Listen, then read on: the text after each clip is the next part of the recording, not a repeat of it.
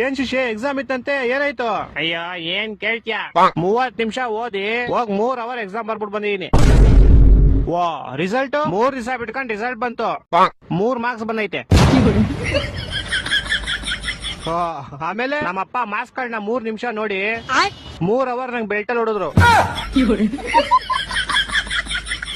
ನಿಂಗ್ ಲೈಫ್ ಅಲ್ಲಿ 3 ಅನ್ನೋದು ತುಂಬಾ ಆಗ್ಬರುತ್ತೆ ಅನ್ಸುತ್ತೆ. ಸಾಮಾನು ನಂಗ್ ಲೈಫ್ ಅಲ್ಲಿ ಏನೇನ್ ಕೆಟ್ಟದೈತೋ ಎಲ್ಲ ಹೋಗ್ಲಿ ಅಂತ 3 ನಿಂಬೆಹಣ್ಣು ತಗೊಂಡು ನಂಗ್ 3 ಸಲ ದೃಷ್ಟಿ ತಕೊಂಡು ರೋಡ್ಗೆ ಎಷ್ಟೇ ಅಪ್ಪ. ಯಾರೋ ಒಬ್ಬ ಬೈವರ್ಸಿ ಅವ್ನ ಬೈಕ್ ನ ನಿಂಬೆಹಣ್ಣು ಮೇಲೆ ಹತ್ತಿಸ್ಬಿಟ್ಟು ಸ್ಕಿಡ್ ಆಗಿ ಅವ್ನ ಬೈಕ್ ನ ತಗೊಂಡೋಗಿ ಸೀದಾ ಕಂಬಕ್ಕಿಟ್ಟ. ಬಿಡು ಹೋಗಿ ನಿನ್ ಕೆಟ್ಟದೆಲ್ಲ ಆಕ್ಸಿಡೆಂಟ್ ಅಲ್ಲಿ ಹೋಯ್ತು ಅನ್ಕೋ. ನಾನು ಹಂಗೆ ಅನ್ಕೊಂಡ್ ಆರಾಮಾಗಿದ್ದೆ ಅಪ್ಪ.